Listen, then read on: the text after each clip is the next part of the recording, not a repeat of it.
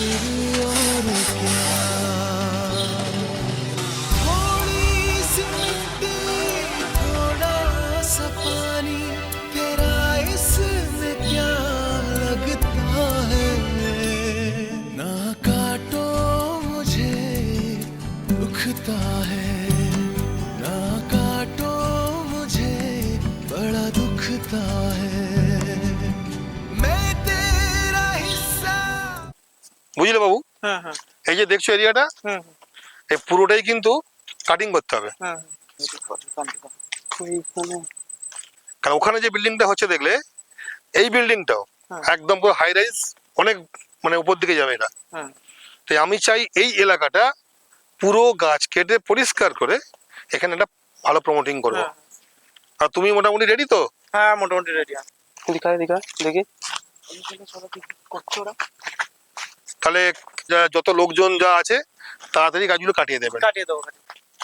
না না, এখানে আর গাছ কাটা যাবে না। কেন ভাই, তুমি কে? আমি একজন সোশ্যাল ওয়ার্কার। হ্যাঁ, তা কি হয়েছে?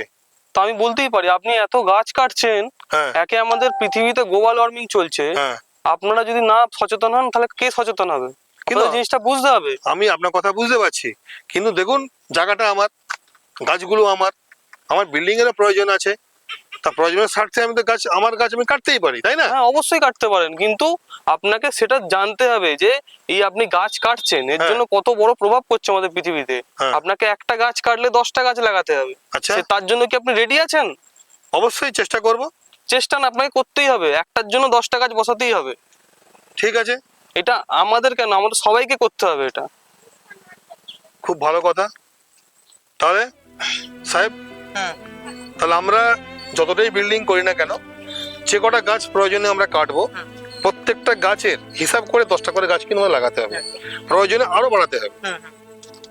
উনি খুব ভালো কথা বলেছেন।